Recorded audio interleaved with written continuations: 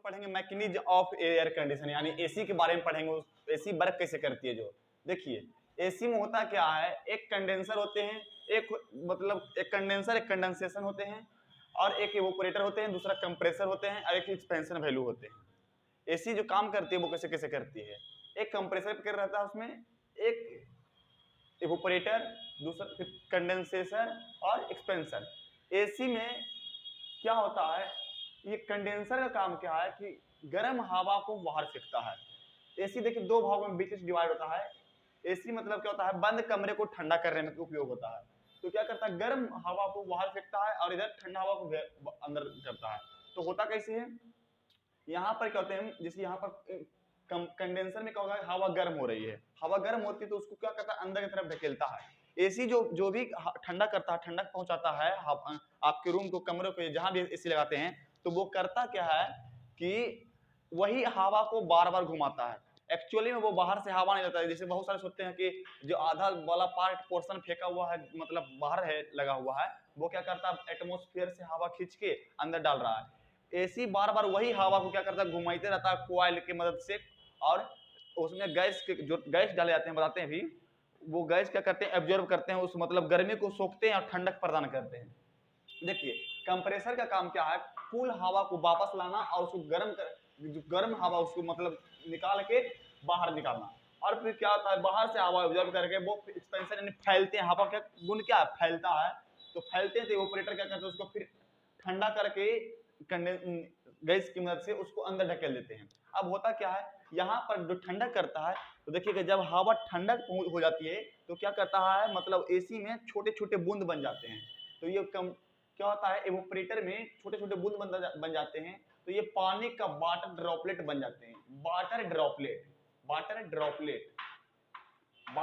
बन जाते हैं। तो वो क्या करते हैं, ये ड्रेन में आके, मतलब एक पाइप छोड़ा जाता है एसी में, मतलब पंखा में, तो वो छोटे छोटे बूंद बूंद के फॉर्म में आके नाले में पानी गिर जाते हैं। अब यहाँ पर क्या लगाता है, दो गो पंखे लगाते हैं, एक इस साइड पंखे लगाते हैं और एक इस साइड, यानी एक इवेपोरेटर की तरफ और दूसरा एक कंडेंसर की तरफ, दो जगह पंखे लगाते हैं। इसको हम लोग ब्लोवर बोलते हैं। क्या बोलते हैं, ब्लोवर। इसको हम लोग ब्लोवर बोलते हैं। ये क्या काम है, इसको और इसको ठंडक प्रदान करते रहते हैं, और एक निश्चित तापमान पे आप तय कर दीजिएगा ना, उतना ही तापमान वो क्रिएट करते हैं ना। अब सर इसमें होता क्या है, एसी में जो पहला गैस यूज हुआ था वो अमोनिया था, बताते हैं। तो इसका खोज कौन किए थे,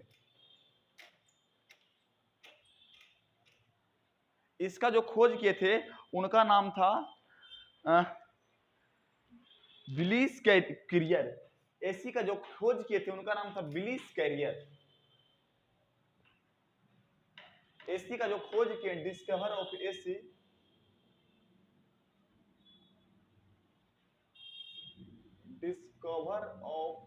एसी, उनका नाम था ब्लिस कैरियर। उन्होंने एसी का खोज लगभग 1900 के आसपास माना जाता है। मर्दता किताब में 1902 में खोज किए थे। और जब उन्होंने खोज किया था तो उस समय उन्होंने अमोनिया को यूज किया था। अमोनिया एक जहरीली गैस है, एसी में यूज किए थे। अमोनिया यूज किया था। एसी में कौन कौन गैस यूज होते हैं, uses of gases in AC, uses of gases in AC air conditioner. पहला है NH3, पहला है अमोनिया, दूसरा है SO2,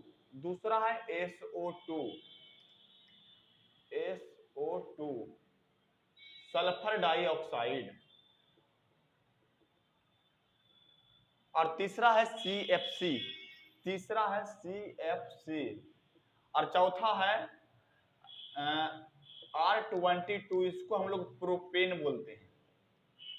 और अभी जो यूज कर रहे हैं हम लोग R298, इसको हम लोग फ्रियोन बोलते हैं। अधिकतर एसी में प्रोपेन के जगह पर इसको यूज किया गया। और CFC सबसे घातक था, किसके लिए, ओजोन लेयर में छेद करने के लिए, है ना।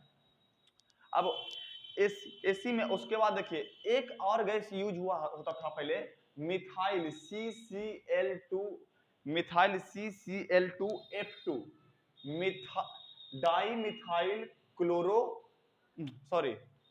डाई फ्लोरोमीथेन, इसका नाम उत्पटांग है, इसका नाम है डाई